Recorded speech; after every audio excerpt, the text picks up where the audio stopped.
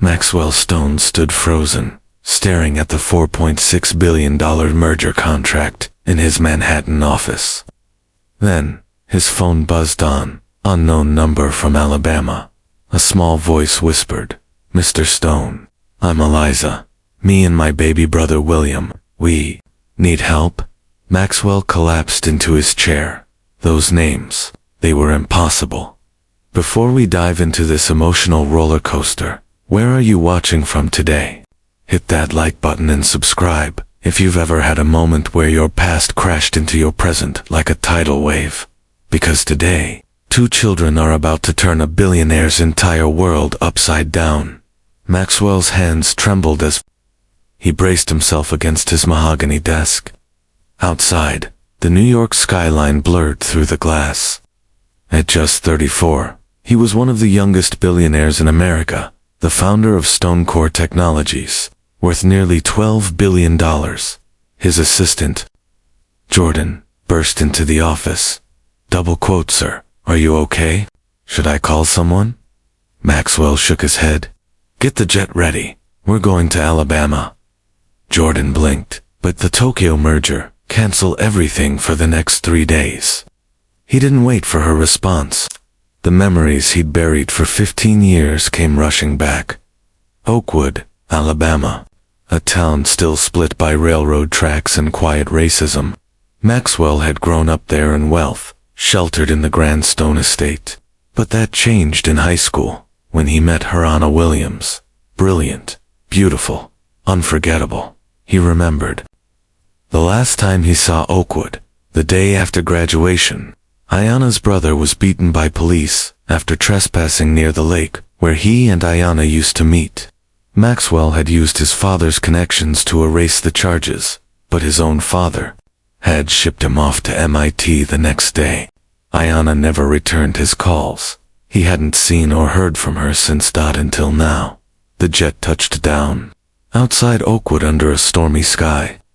At the near-empty bus station, Maxwell spotted her, just a little girl, no older than 6, holding a newborn wrapped in a faded blue blanket. Her eyes locked onto him like she'd been waiting. "Mr. Stone," she asked quietly. "You came?" Maxwell knelt down. "I'm Eliza," she said. "This is William." She was pale, tired, far too serious for her age. As Maxwell picked up the baby, he noticed a security guard watching a white billionaire walking out with 2 black children. The looks followed them all the way to the hotel. At the hotel, Maxwell got a 2-bedroom suite and ordered room service. Then, he called someone he could still trust, Dr. James Carter, an old friend. James raised an eyebrow when he walked in. "Maxwell Stone, never thought I'd see you back in Oakwood, and definitely not like this." The doctor examined the kids, then lowered his voice. "You know how this looks, right? You can't just show up with 2 black children in Oakwood and expect no one to talk." Maxwell's voice was cold. "They need help. That's all that matters." But even he could feel it. His New York privilege meant nothing here. Later, as Eliza slept curled around her baby brother, Maxwell stared. Something about her face gnawed at him. Then it hit him, those eyes. Brown, with golden flecks near the center. Ayanna's eyes. The next morning, he woke up to Eliza sitting across from him. "Mom said you'd help us if anything happened to her," she said softly. "She made me memorize your number when I was 4. Said not to use it unless it was the only choice." Maxwell sat up, stunned. "Your mother was Ayanna Williams?" Eliza nodded. "She died 2 weeks ago, right after William was born." The words hit Maxwell like a punch to the chest. As they ate breakfast, Eliza slowly opened up. After Maxwell left town, Ayanna married Derek Johnson, a wealthy businessman who now sat on Oakwood's city council. "He was nice when other people were around," Eliza whispered, "but not when it was just us." Maxwell didn't press. He already knew what that meant. While Eliza bathed her brother with heartbreaking tenderness, Maxwell called his most trusted attorney in New York, Vanessa Chin. "I need emergency guardianship papers, now." Vanessa was sharp and quick. I can draft them. But Maxwell, if there's a legal father, this could get messy. He didn't care. Not yet. When he returned, Eliza handed him a weathered journal. Mom wanted you to have this. Inside were years of handwritten entries, newspaper, clippings about his company, notes circled in red, a phone number scrawled in the margins. Ayanna had followed his rise. She never stopped thinking about him, and she made sure her daughter would know who to call. Just then, the hotel manager called. Mr. Stone, Chief Carlton is here, and Mr. Johnson, they're asking to speak with you. Maxwell froze. Send them up. He turned to Eliza. If anyone asks, I'm just a family friend helping after your mother's passing. Okay? She nodded.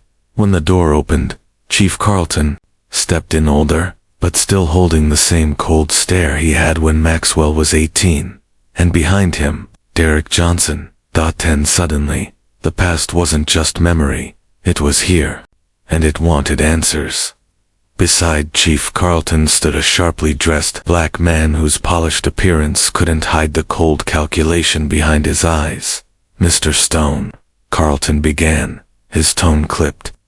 Unusual circumstances to bring you back to Oakwood. It wasn't a welcome, it was a warning. These children belong with their father. Johnson cut in, stepping forward. His voice made Eliza shrink back, her small frame tense with fear. She took her brother and ran. Johnson continued, We've been worried sick. Maxwell stepped in, steady and composed. I have temporary guardianship filed at Ayanna's request. For a brief second, Johnson's mask slipped, his face twisted with rage. You have no right, he snapped, pulling out a folded document. I've already filed for emergency custody. As their father, I have priority. Maxwell scanned the papers. There were inconsistencies, dates that didn't add up. My attorney will review these, he replied calmly, though every nerve in his body was on edge. Until a judge says otherwise, the children stay with me. Chief Carlton stepped closer, hand resting casually near his holster. Oakwood doesn't take kindly to outsiders meddling in family business, he said, low and sharp. Even ones who grew up here. Maxwell didn't flinch. I'm not an outsider, Chief, and I have more than enough resources to ensure these children are protected. After a tense beat, Carlton and Johnson left, issuing quiet threats. As they did, Maxwell locked the door behind them. When he turned around, Eliza was holding something. She pulled it from inside, her teddy bear, an old, half-burned note. Mom told me to give this to you if they ever found us, she whispered. Maxwell unfolded the paper, instantly recognizing the handwriting. Ayanna's. Maxwell. They'll kill me if they find out William is yours. He stared at the sleeping infant, his son. The timing matched. Their last night together before my tea. Ayanna had carried this secret alone for years. And now, it was a secret. Someone had killed to protect that sunrise. Maxwell packed their few belongings and moved them to a new hotel, the Four Seasons in Birmingham. It was a strategic decision, far enough from Oakwood to escape its reach, close enough to continue investigating. The suite, booked under Stonecore's name, offered privacy, anonymity, and security. William slept peacefully in the basin, while Eliza sat nearby, always alert. Maxwell's phone buzzed non-stop, urgent messages about the Tokyo merger. He silenced it. There were more important things now. He made the calls that mattered, his head of security, private investigators, and most importantly, Vanessa Chin. You have standing for now, Vanessa said through the speakerphone. But Johnson's biological claim to Eliza is strong, even if it isn't to William and Maxwell. Small towns have their own justice. Your money may not impress a judge whose brother-in-law plays golf with Carlton. Maxwell hung up and turned to Eliza. I need to understand what happened, he said softly. Let's get some breakfast and talk. They chose a diner just off the highway away from Oakwood eyes. Still, the stares came. a wealthy white man with a young black girl. The hostess seated them in the back. Her smile didn't reach her eyes. Their waitress took their order with cold formality, avoiding eye contact. Then she leaned in and whispered to Eliza, loud enough for Maxwell to hear, "Is he taking you somewhere safe, honey?" Eliza didn't miss a beat. "He's my dad's friend," she said smoothly. "He's helping us since Mom died." The waitress narrowed her eyes and walked off. Maxwell overheard her mutter to another server, another white man thinking he can take whatever he wants. Across the table, Eliza quietly picked at her pancakes. He acted different when other people were around. She said, voice low, like he was wearing a mask, "Mom tried to leave when I was 4. That's when she made me memorize your number. After that night, she had a broken arm. We never tried again." Each word was a dagger to Maxwell's conscience. While he had built an empire, Ayanna had lived through hell later that day. Maxwell visited the county records office, leaving Eliza under the care of Diana Wells, his head of security. The clerk lit up when she saw him. "Well, if it isn't little Maxwell Stone, your daddy used to bring you in here." But her warmth faded fast when Maxwell requested Ayanna Johnson's death certificate and accident report. "That's mighty specific. For a colored woman's passing," she said coolly. "I'm a family friend," Maxwell replied. The accident report was suspiciously thin. A single car crash on Route 16. Brake failure. Cause of death, massive internal injuries. Ruled a tragic mechanical failure. No follow-up. No investigation. Maxwell photographed everything. Noted the medical examiner's name. Back in Birmingham, Maxwell met James Carter at a quiet cafe. The doctor looked uneasy, scanning the room. "I ran the test," he said, sliding an envelope across the table. "Also asked around about Ayanna's accident, ...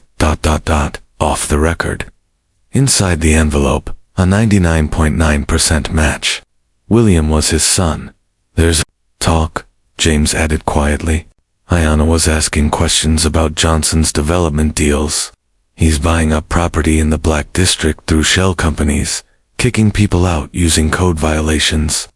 Anyone who pushes back gets investigated by department." James leaned in. "Oakwood hasn't changed, Max.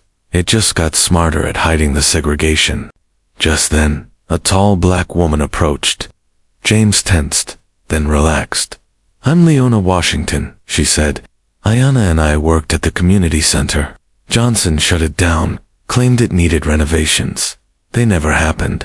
She handed Maxwell a card. "He has people watching hospitals, hotels. Whatever you're planning, do it fast. Ayanna trusted you. So do I." Then she left, without another word. Back at the hotel, Diana met him with bad news. "Your room was searched. Professional job. They left this." She held up a tiny recording device found behind a lamp. "I disabled it, but we have to assume they heard everything." Maxwell gave quick orders. "Leak false info. Make it sound like we're heading back to New York." Diana began loudly booking fake flights and making arrangements within earshot of the bug. Moments later, Maxwell's phone buzzed again. The lab results were in full confirmation. William was his biological son. He stared at the boy sleeping peacefully. The surge of protectiveness was overwhelming. This was his child, a child he hadn't known existed. A child Ayanna had died too. "Protect." The hotel phone rang. "Front desk. Mr. Stone, your vehicle has been blocked in the parking garage." His instinct screamed trap. He turned to Diana. "If I'm not back in 20 minutes, get them out the service entrance. Don't wait." The parking garage was dim and quiet, shadows stretching between concrete pillars. Johnson stood beside a black SUV, flanked by Chief Carlton and another officer. His polished public image was gone, replaced by a man seething with control and threat. "This ends now, Stone," Johnson snarled. "Those kids are coming home with me." Carlton stepped forward, resting his hand on his weapon. We can do this the easy way, he said, or the way that makes the papers. We can arrest you for kidnapping. Your choice. Carlton's voice echoed through the cold parking garage, his hand still near his holster. Maxwell stood his ground, aware of the security cameras above them. On what grounds? He asked evenly. I have legal guardianship papers. Johnson let out a cold laugh. Papers that won't hold up in an Oakwood courthouse, he sneered. You think you can just show up and take what's mine? That how it works in your world? His voice rose with righteous fury. Another entitled white man trying to take a black man's family. Because the biggest question now is, can he prove William is his son before it's too late?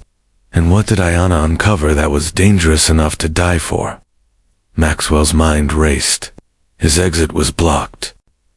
Carlton and Johnson had positioned themselves perfectly enough distance to appear calm, close enough to threaten Dot in a smooth movement. Maxwell tapped his phone, activating a recording app in his pocket. You know as well as I do that those children aren't safe with you, he said clearly, making sure his words were caught. And I have every reason to believe you were involved in Ayanna's death. The words hung heavy in the air. Bystanders had begun to gather, phones raised. Recording. Johnson flinched before slipping into performance mode. This man is trying to steal my children after the tragic death of my wife, he declared, loud for the cameras. Another white man thinking he can take from our community whatever he wants. Murmurs rippled through the small crowd, some watching with suspicion, others with concern. Carlton stepped forward again. Sir, he warned, we've received reports you took minors across state lines without proper authorization. That's a federal offense. Maxwell didn't move. I have legal temporary guardianship. If you try to take those children by force, I'll respond with every legal and financial resource available to me. His voice rose, commanding attention. And I'm curious why the chief of police is personally involved in a custody dispute, unless there's something you're hiding. A voice rang out from the crowd. Record this. Don't let them take him somewhere private. Suddenly, more phones were aimed at the confrontation. Exactly the public exposure Maxwell needed. Johnson's eyes flicked to the growing audience. He knew the tide was turning. He nodded to Carlton, who stepped back reluctantly. This isn't over, Johnson hissed, his mask cracking. Those children belong with their father, with their community. They turned and retreated to their SUV. Maxwell didn't wait. He rushed back to the hotel. Diana was already waiting with packed bags. We need to move. Now, he said, scooping up a drowsy William. They'll have eyes on every obvious exit. Diana said calmly, I've set up a diversion. Kitchen staff door. 3 minutes. They moved quickly through the service corridors, Eliza holding tightly to Diana's hand, William resting against Maxwell's chest. At the loading dock, a laundry van idled. The driver looked up, nerves visible. Miss Washington sent me, he said simply. Stay down till we're clear of the cameras. The van rumbled through Birmingham's streets, taking unfamiliar back roads, winding deeper into a quiet, wooded area. After nearly an hour, they pulled up to a modest house nestled behind tall oaks. An elderly black woman stood on the porch, dignified and steady. Bring those babies inside, she said firmly. Johnson's people won't look here. The home was warm, lived in. Framed photographs filled the walls, some from the civil rights movement. Others more recent, generations of faces etched with strength and resilience. I'm Evelyn Porter, the woman said, once they were inside and safe. Ayanna was like a granddaughter to me. We worked together. Her voice trailed off with emotion, but her eyes were sharp. Ayanna had allies, people who believed in her, people who knew something wasn't right, and now they were standing with Maxwell. But time was running out. We can arrest you for kidnapping. Your choice. Maxwell didn't move. He kept a calculated distance, fully aware of the security cameras tracking every motion in the dimly lit parking garage. On what grounds? He asked evenly, I have legal guardianship papers. Johnson let out a cold, dismissive laugh. Papers that won't survive scrutiny in an Oakwood courtroom, he sneered. You think you can just waltz in and claim what's mine? Is that how it works in your world? His voice rose, loud and righteous. Another entitled white man thinking he can steal a black man's family. Now pause. What would you do if you were Maxwell in this moment? Comment 1 if you believe he should stand his ground. Comment 2 if you think he should find another way to protect the kids. Like this video if the corruption and cover-ups are shocking to you. Subscribe to follow Maxwell's fight for truth, justice and fatherhood. Because the real question is, can he prove William is his son before Johnson's deadly plan unfolds? And what did Ayanna uncover that was dangerous enough to get her killed? Maxwell's thoughts raced. He had no easy options, only risk and instinct. Johnson and Chief Carlton had boxed him in with practiced precision, just enough authority to appear legitimate, just enough menace to threaten. With a discreet movement, Maxwell tapped his phone, starting the voice recorder. He raised his voice clearly. You know as well as I do, those children aren't safe with you, and I believe you were involved in Ayanna's death. Gasps rippled through a few onlookers who had begun to gather. Phones lifted. Cameras started rolling. Johnson's composure slipped, but only for a second. He recovered fast, his tone becoming theatrically wounded. This man is trying to steal my children. After the tragic death of their mother, he declared, his voice echoing off the concrete.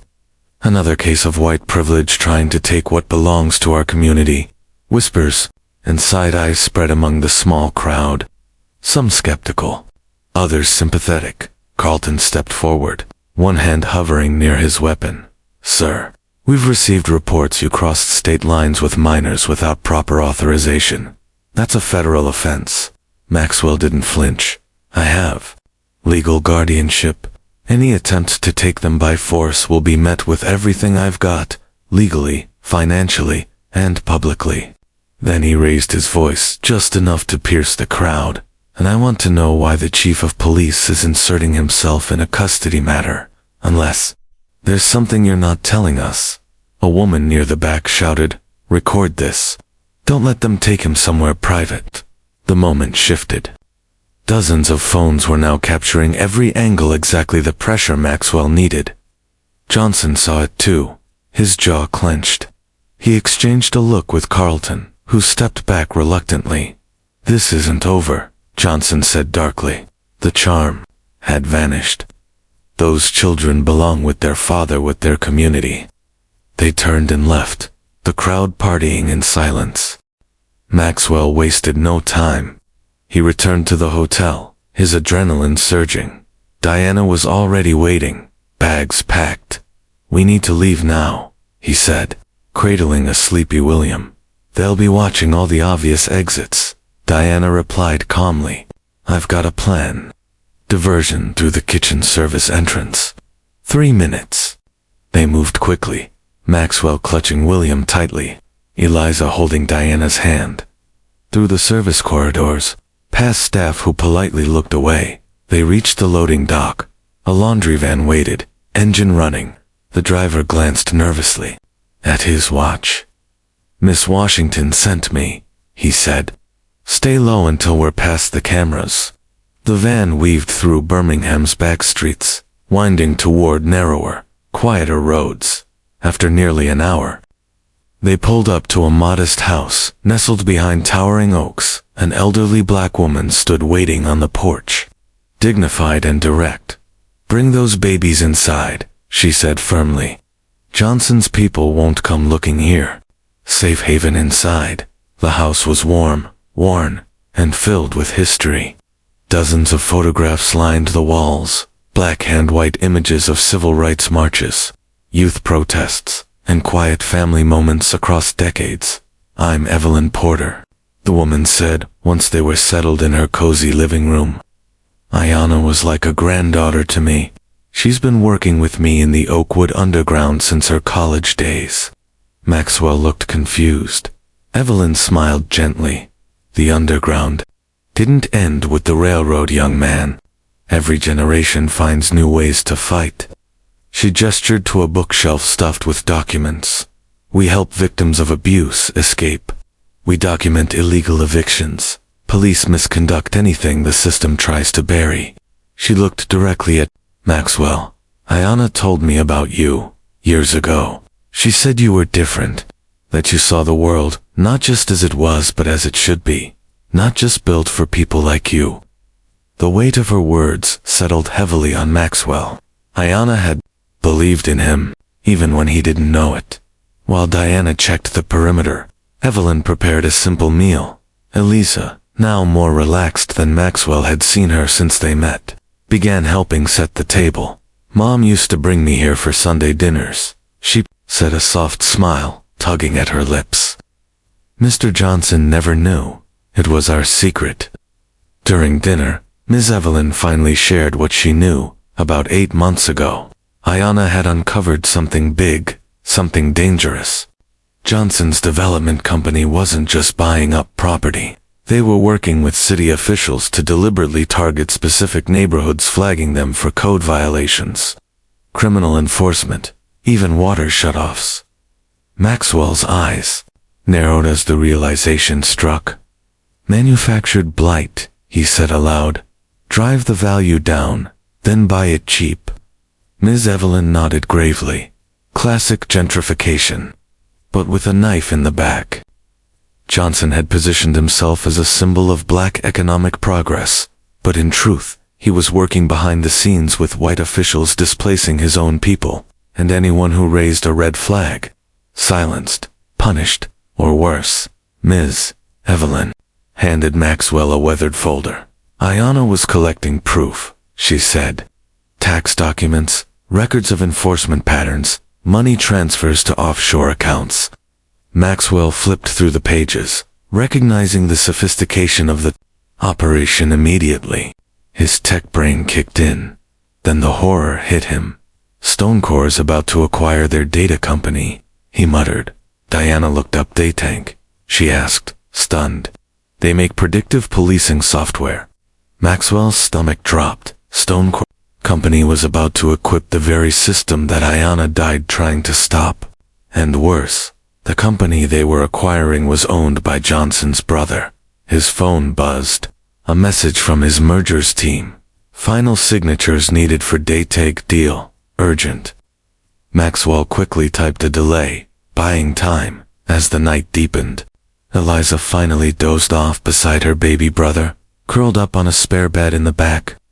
Maxwell watched them sleep to fragile lives, tangled in a web of corruption and legacy. Ms. Evelyn broke the silence. She was planning to go public after the baby was born. Maxwell nodded, remembering a cryptic call he'd received about 10 months ago. A burner phone, a voice that never spoke. He'd always suspected it was Ayanna. When William was born, Ms. Evelyn added softly, his skin was too light for Johnson not to notice. She didn't need to say it. The truth was obvious now. At dawn, Eliza jolted awake from a nightmare, shaking and sobbing in Maxwell's arms. They were yelling about the files, she gasped. Mom hid something on her work computer. Mr. Johnson was screaming about betrayal. Maxwell soothed her as Diana made immediate calls to track down Ayanna's office equipment. Then a secure message pinged from James, the town doctor. Autopsy shows bruises inconsistent with crash. Likely struggle. Coroner pressured to call it accident. Ayanna hadn't died by chance. She'd been murdered and covered up. The morning news confirmed just how far Johnson was willing to go. Wealthy outsider kidnaps grieving father's children. The anchor reported over video of Johnson wiping a rehearsed tear at a press conference. Maxwell Stone has used his privilege to steal from our community, Johnson declared. The smear campaign was well underway. Diana's phone buzzed. Police raided the hotel. Guardianship records have disappeared from the county database. Ms. Evelyn didn't waste a moment. They'll trace the laundry van soon. We need to move. Friends, too close, too fast. They ran, through the back door, over fences, between yards. Diana led Eliza by the hand, while Maxwell held William close to his chest, his heart pounding with every step. A nondescript sedan waited in a nearby alley. The driver, a black man in a clerical collar, rolled down the window. "Pastor Green," he said simply. Ms. Evelyn called. "Get in." A new sanctuary pastor. Green's church basement had been renovated into a modern community center. But behind the pantry, hidden by false shelving, was something much older, a secret room, untouched since the civil rights era, used to hide freedom riders. Pastor Green explained, still serves the same purpose. Inside, Maxwell found he wasn't alone. A young mother nursing bruises, an elderly man with legal papers, a college student with a laptop, all quietly fighting their own battles. The student looked up. "I'm Tasha. Ayanna was my mentor." She turned her screen. "I think you'll want to see this." Footage flickered to life, grainy traffic cam footage from the night Ayanna died. Her car ... followed closely by a police cruiser. Moments later, only the police vehicle reappeared, driving away from the crash site. System said this file was corrupted, Tasha explained. Took some creativity to get it. Maxwell's throat tightened. Circumstantial, yes, but damning nonetheless. In just 48 hours, Maxwell's life had completely unraveled. His company was on the verge of enabling the very system that had taken Ayanna's life. His son and stepdaughter were being hunted by the man who should have protected them. And now, Maxwell found himself inside a secret network of everyday heroes, resisting from the shadows long before he ever showed up.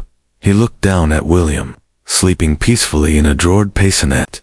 He looked at Eliza, watching Tasha code with wide-eyed admiration. He made a silent vow. He would fight, with everything, no matter the cost to his company, his reputation, or even his freedom. The truth would come out as the hours passed. Diana returned from the shadows with new intel. She'd reached her old contacts in the federal system, but Johnson's political reach was deep. His money touched everything, even the Justice Department. "We're running out of time," she warned. Worse still, Ayanna's office computer, fried, conveniently corrupted.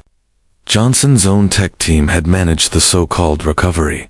The window was closing. But then, Eliza tugged Maxwell's sleeve, her eyes serious. "Mom had a hiding place," she whispered. "Under our treehouse in the backyard, a locked box." Diana and Maxwell exchanged looks. "It'll be watched," Diana said. "They'll expect us to go for it." "We'll need a diversion," Maxwell agreed. "Something that draws all eyes, ... somewhere else." Pastor Green didn't hesitate. "My youth group can organize a prayer vigil outside the police station. It's peaceful, legal, and very visible." The plan formed quickly. That night, Pastor Green stood before flickering candles, surrounded by youth holding signs of peace and protest. Meanwhile, across town, Maxwell, dressed in dark clothes, crept through Johnson's backyard with a trusted ally named Marcus. The treehouse loomed.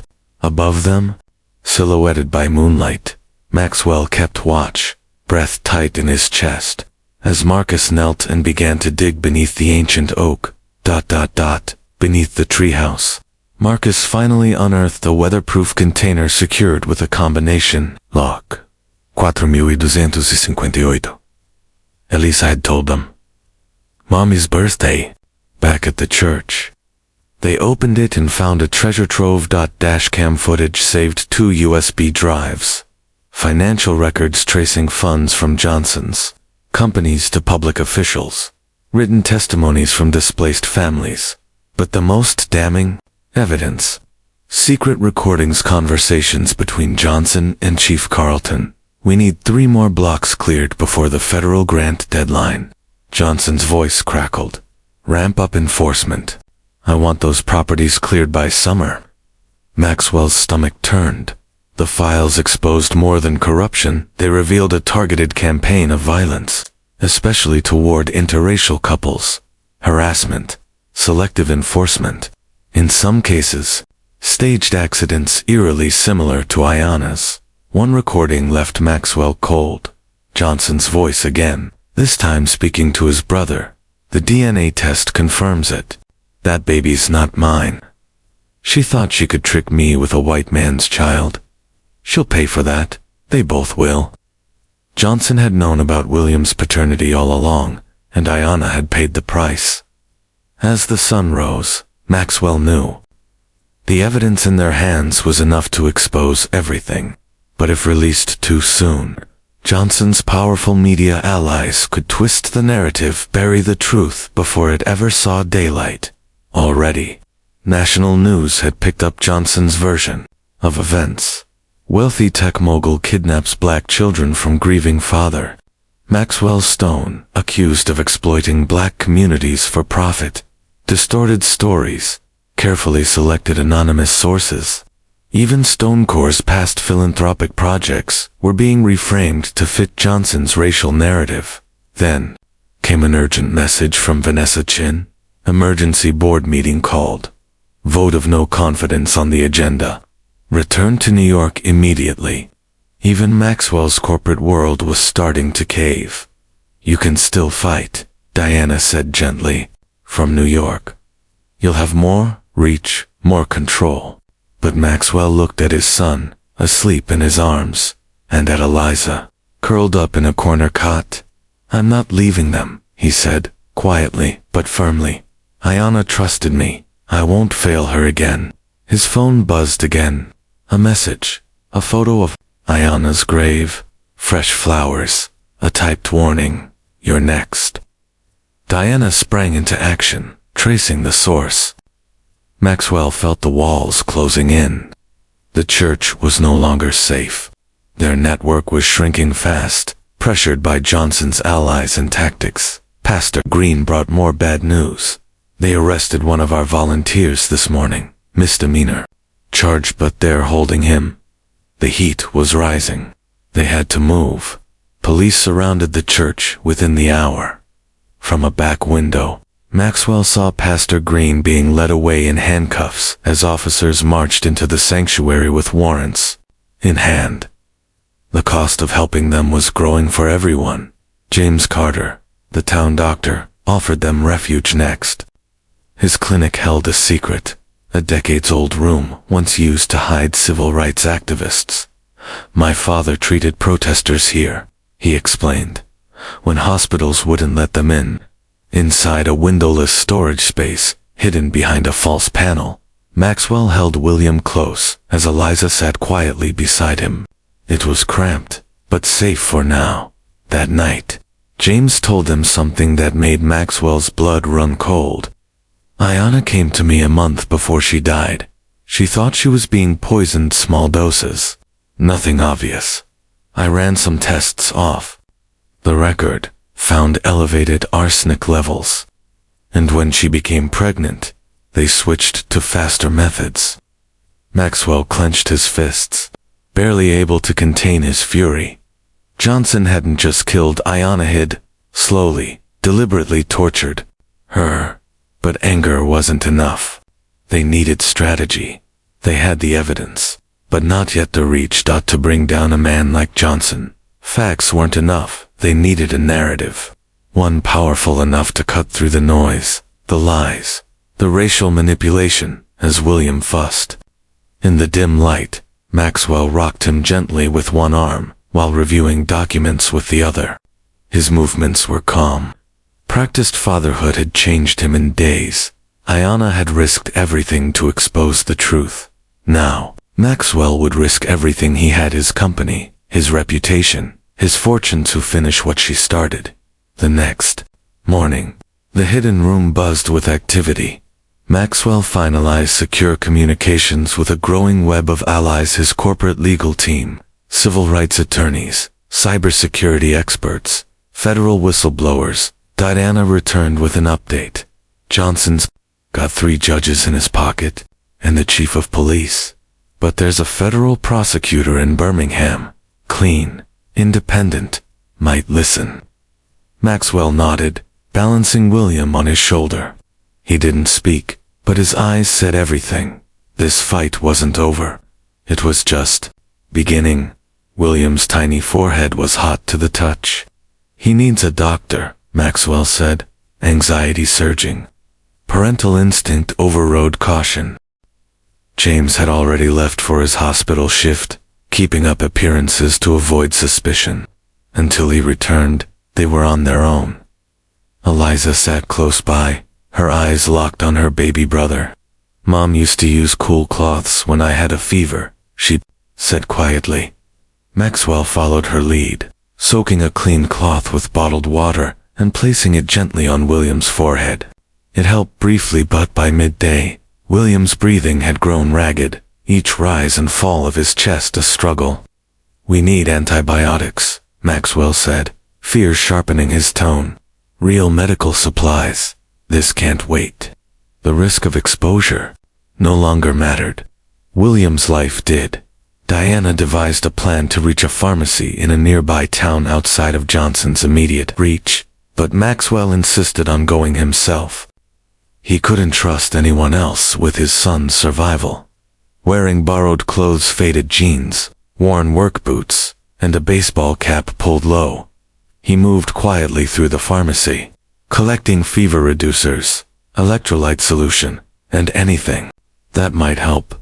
At the counter, a middle-aged white woman ahead of him kept glancing back. Her expression darkened with concern. Maxwell's pulse raced had she recognized him. Just as he turned to leave, abandoning the prescription meds they needed, she reached out and gently touched his arm. "Mr. Stone," she whispered, "I'm Sarah Daniels. I used to work with Ayanna at Oakwood Elementary. Please, I want to help."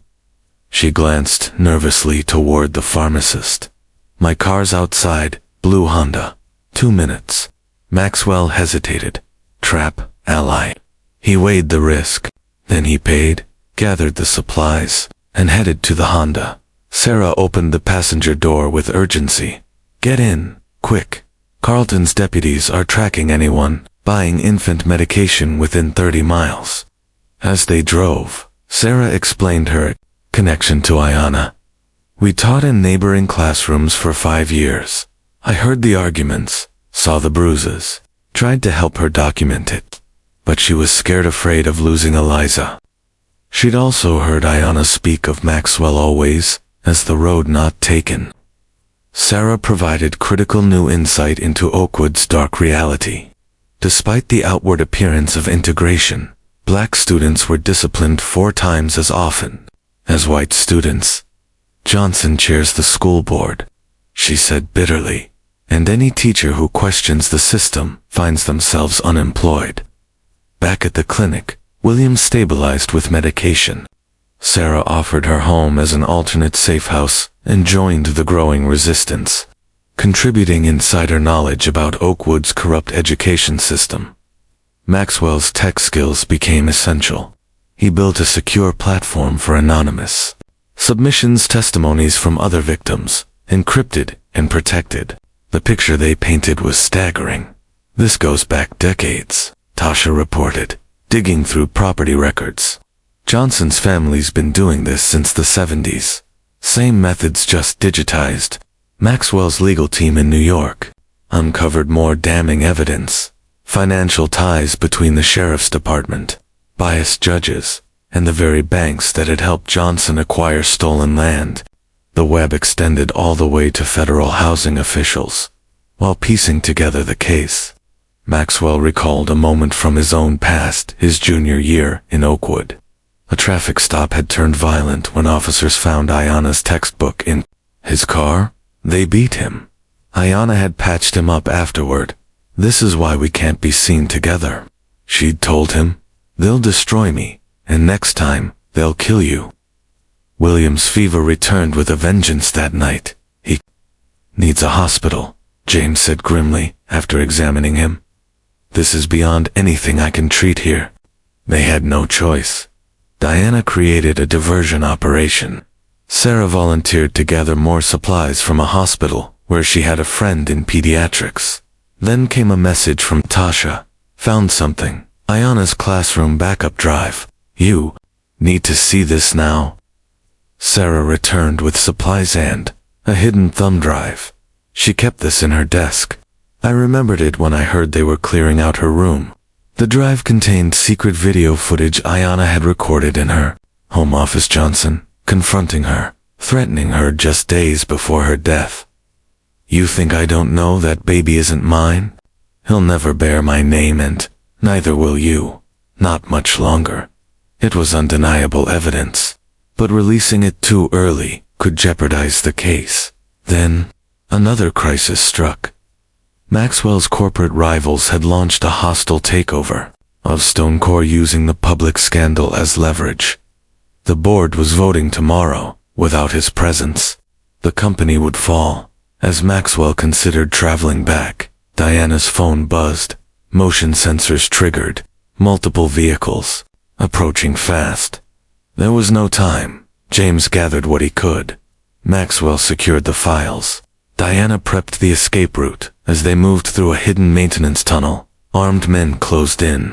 Johnson himself appeared, almost grabbing Eliza as she ran toward the getaway car. But the 6-year-old acted with stunning courage, knocking over oxygen canisters, creating chaos. It gave Maxwell just enough time to reach her. They ran through dense woods, guided by Diana's field skills and confusion tactics. William's breathing weakened with every step, just when it felt like hope had vanished. They found sanctuary, a remote hunting cabin. Its owner, retired Judge Robert Caldwell, who had once mentored Ayana in law school. Carlton and Johnson were too crooked for my courtroom, he told them. I've been watching, gathering evidence, waiting for the right allies. His face softened as he looked at William. Let's get this little one help first. Justice can wait a few more hours. Would you stand by Maxwell against a system built on corruption, even at great personal risk? Comment 1, if you believe in fighting for justice, no matter the cost. Comment 2, if you think some battles come at too high a price. Like this video, if Eliza's bravery inspires you, and subscribe to witness how an unlikely group of heroes takes on the corrupt power structure controlling Oakwood. Can Maxwell protect both his children and his legacy from the people determined to destroy them? And what final secrets does Judge Caldwell hold? Secrets that could change everything. Judge Caldwell's secluded cabin, deep in Alabama's woodlands, became their new base of operations. There, Maxwell used his tech expertise to build a secure, encrypted website designed to publish all their evidence simultaneously across multiple platforms.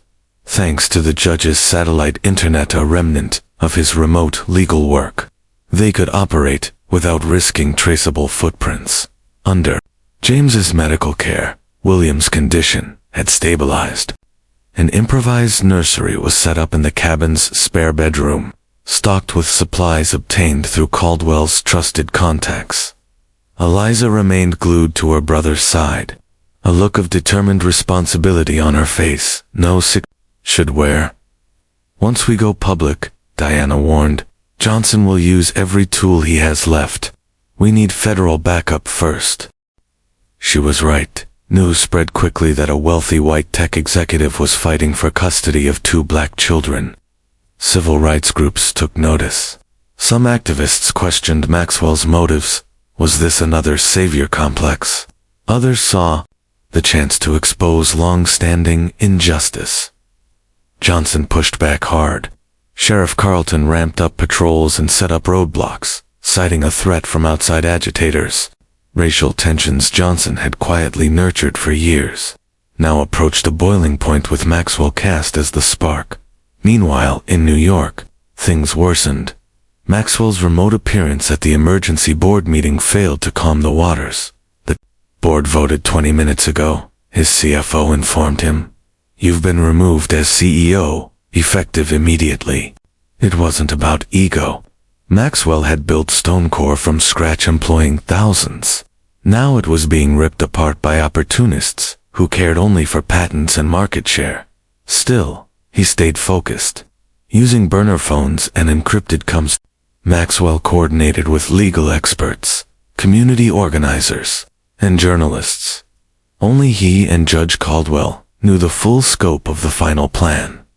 While organizing files, Eliza offered a quiet revelation. Mom met someone in the treehouse, a man with a shiny badge. They talked for a long time. Maxwell and Diana quickly identified him as Raymond, Mercer, a state investigator assigned to corruption cases in the region.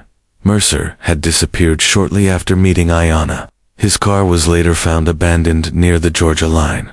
Diana's federal contacts tracked him down live, but hiding under a false name. A car accident had left him with traumatic brain injury and convenient memory loss. The pattern was all too familiar.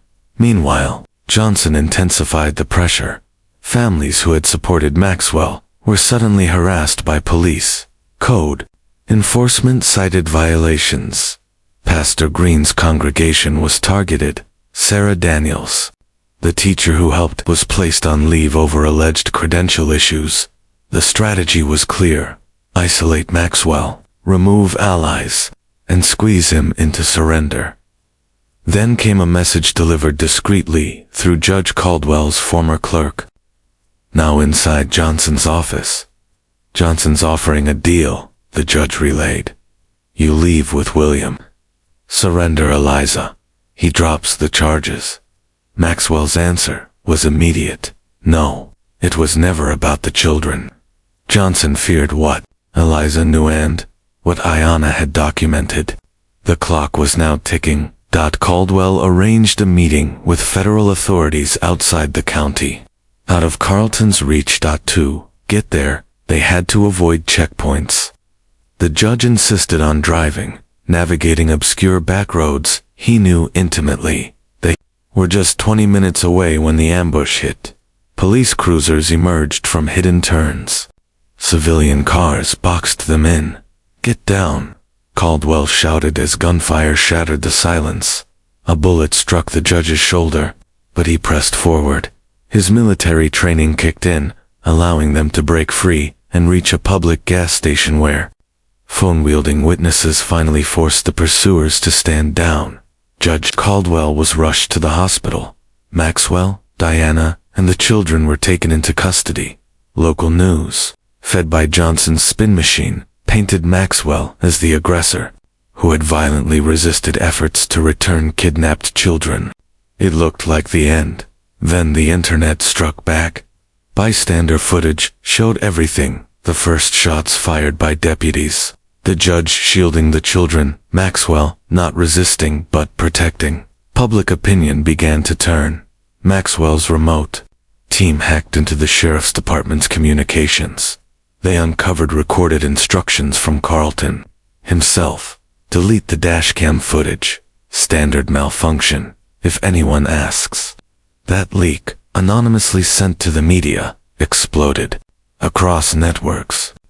The truth was seeping through. Even in these darkest moments, Eliza remained a calming force. She sat beside her father, gently tending William's bandages, her presence filled with grace beyond her years. "Mom said the truth is like water," she whispered.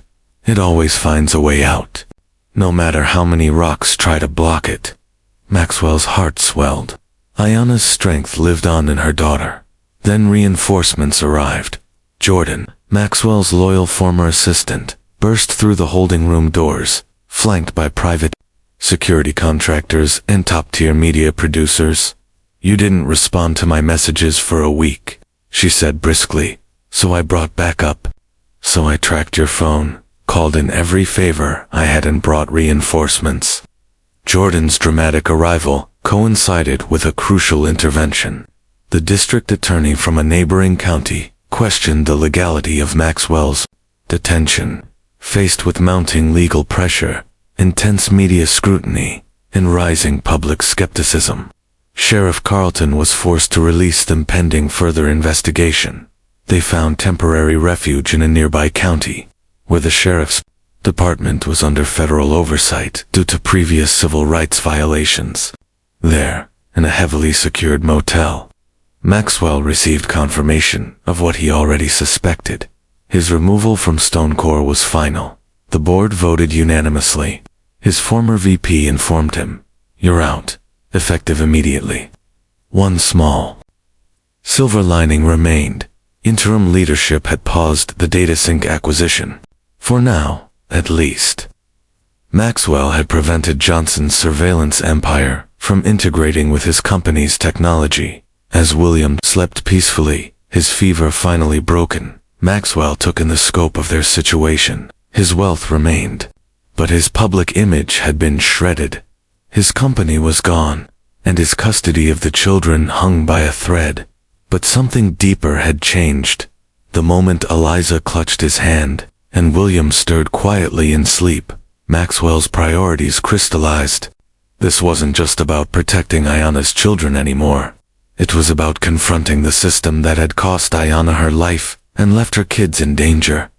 He would no longer defend. He would attack. Johnson's tactics, corruption, manipulation, intimidation would be turned against him. Ayanna's evidence would not just secure justice. It would become the cornerstone for dismantling Oakwood's generational cycle of abuse and racial inequality. At dawn, Maxwell began executing the boldest phase of his plan.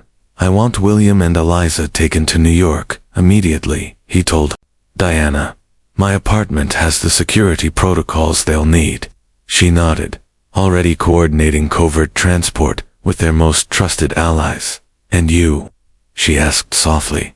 He didn't hesitate. "I'm going back to Oakwood," Maxwell said. "No more hiding. Publicly, this time." The idea was simple but powerful. Use Johnson's own media circus against him. By returning openly and staying at the same hotel where he first found Eliza and William, Maxwell would hijack the narrative and force national attention back onto the real villains. Before departure, Maxwell knelt to explain the separation to Eliza. "I need you to go with Miss Diana to protect William," he told her gently. "I have to stay to finish what your mom started." Eliza looked up at him, solemn and sure. "You're going to stop the bad men," she said. "Mom said you would." Her trust was heavy, but it gave him strength. Once the children were gone, Maxwell allowed himself a single moment of doubt, then banished it. Remembering Ayanna's warning, "They'll kill me if they find out William is yours." That afternoon, Maxwell's return to Oakwood made headlines. News vans surrounded the Oakwood Inn as he checked in, requesting the same suite from his first night. Reporters shouted questions, but he walked silently past them. His calm demeanor said more than words ever could. Inside, he prepared for the next stage. At sunrise, the next day, a press conference was held in the hotel's conference room. Maxwell stood before a wall of microphones and flashing cameras. "I've returned to Oakwood to correct false accusations and to announce a significant investment in this community's future," he began, voice firm. "But most importantly, I'm filing for custody of 2 children I believe are in danger from the man who claims to be their father." The press erupted in questions, but Maxwell kept control, presenting a version of events that exposed Johnson's corruption without compromising their legal position. Simultaneously, Vanessa Chin confirmed that all paperwork had been filed. The newly formed StoneCorp Foundation was committing $50 million to development in Oakwood's historically black neighborhoods. Matching funds were available, conditioned on transparency and third-party oversight. It was both a sincere investment and a brilliant trap. To oppose it, Johnson would have to openly fight the very reforms he publicly claimed to support.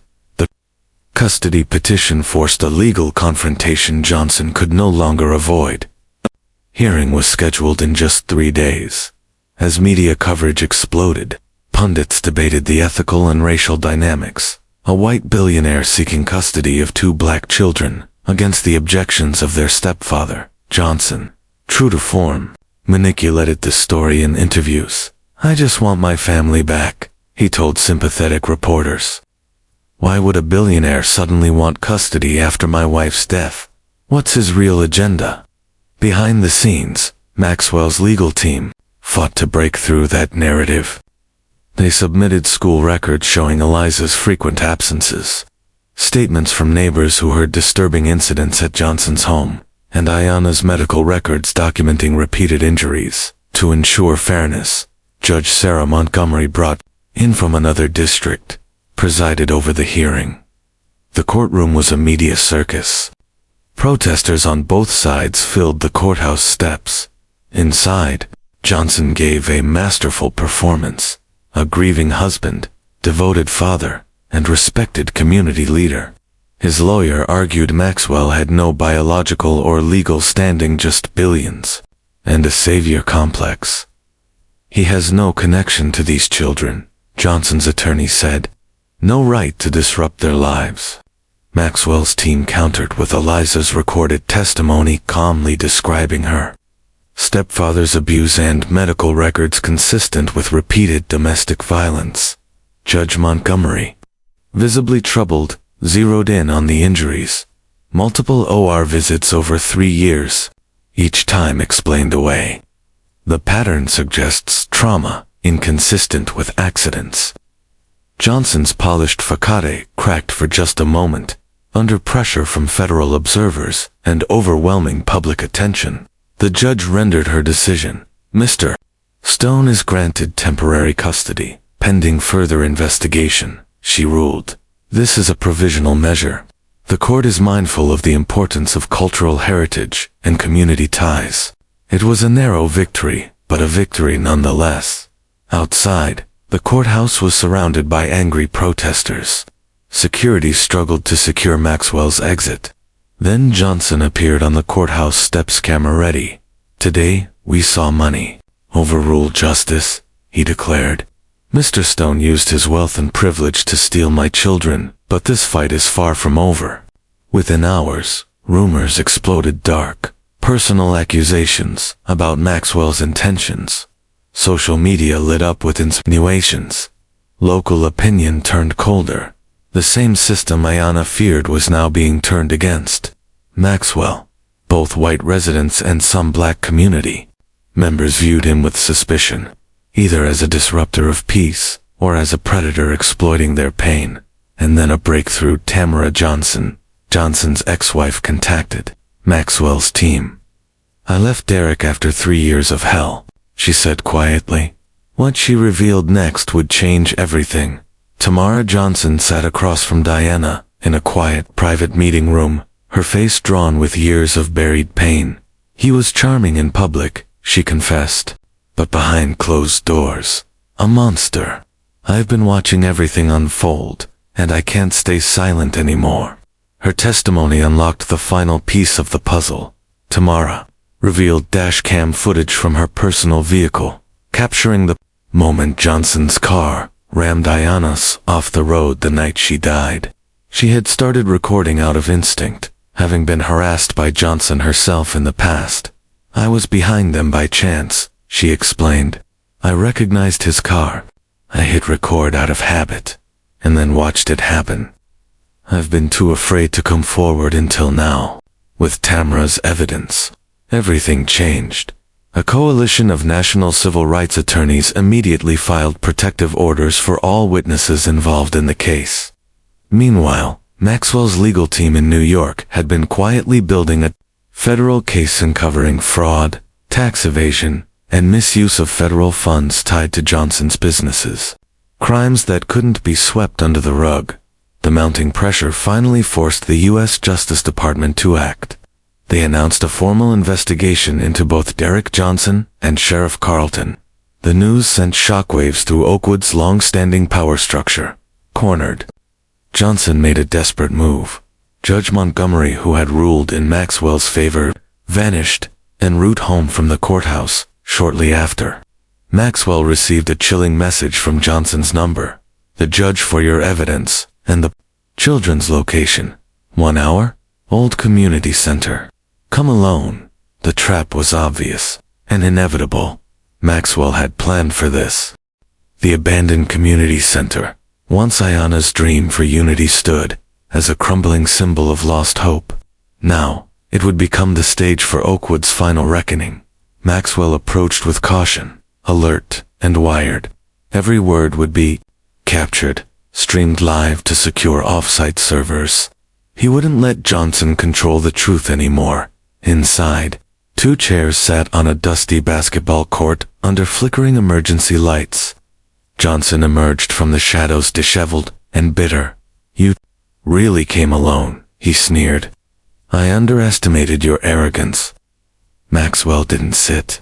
"Where's Judge Montgomery?" "Safe. For now.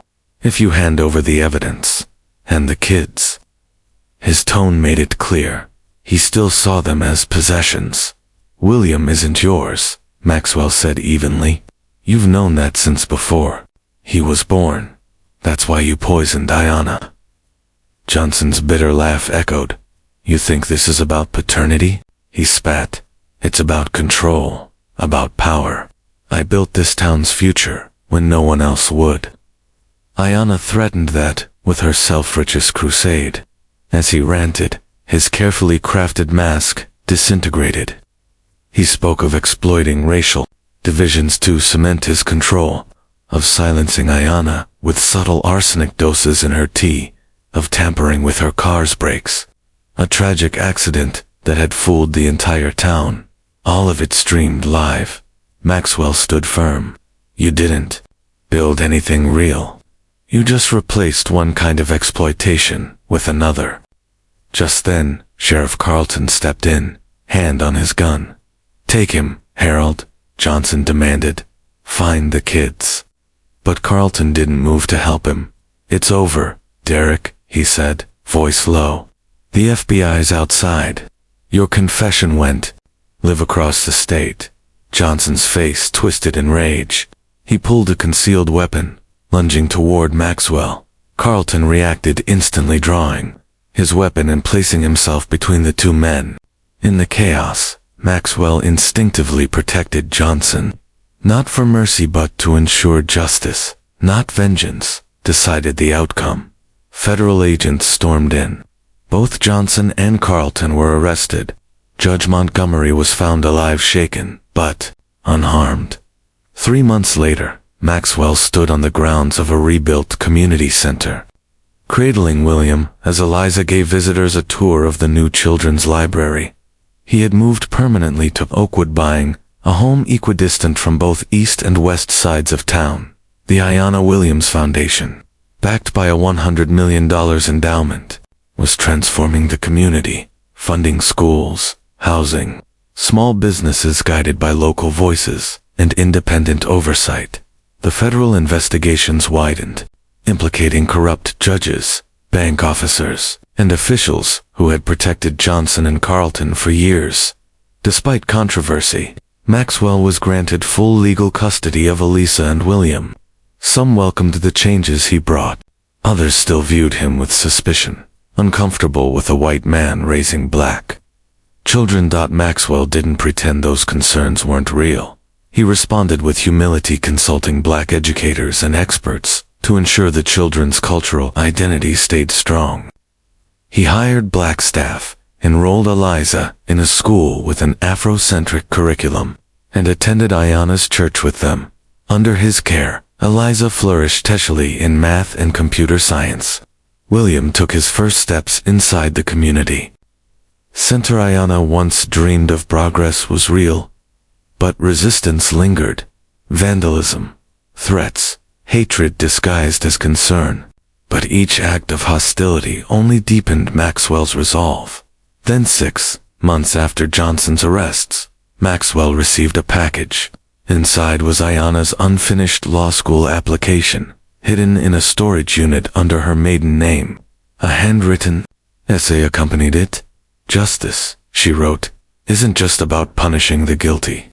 It's about building systems where everyone has the chance to thrive." In her honor, Maxwell launched a scholarship for local students pursuing careers in civil rights law. On a warm spring afternoon, as he helped Eliza learn coding on their porch, Maxwell received another message. The stone core board had reinstated him as CEO. He smiled and closed the laptop. That life, once everything, now felt distant. What mattered most was the girl beside him and the boy sleeping upstairs. Your mom once told me something I never forgot, he said, watching the sunset paint the sky orange and purple. She said justice isn't about revenge. It's about creating a world where no one needs to be rescued. She used to say that to me, too, Eliza replied softly. That's why she kept all those papers, even when it was dangerous. The next Sunday, they visited Ayana's grave. Eliza placed a stone beside the fresh flowers and whispered something Maxwell couldn't hear. What did you tell Mommy? He asked gently. I told her we're changing things, Eliza said, like she wanted. That you're helping people see each other, not just look past each other. As they walked back to the car, hand in hand, William toddling between them, Maxwell noticed something small but powerful. People nodded as they passed residents from both sides of Oakwood.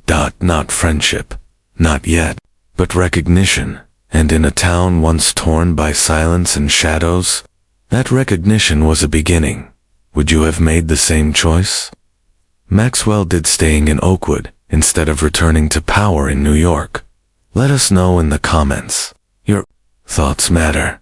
If this story touched your heart, if you believe in justice, redemption, and the power of chosen family, please like, share, and subscribe to our channel. Every view helps spread awareness. Every share helps spark change. Together, we can build communities that honor truth, lift each other up, and fight for those who can no longer fight for themselves. Thank you for being part of this journey.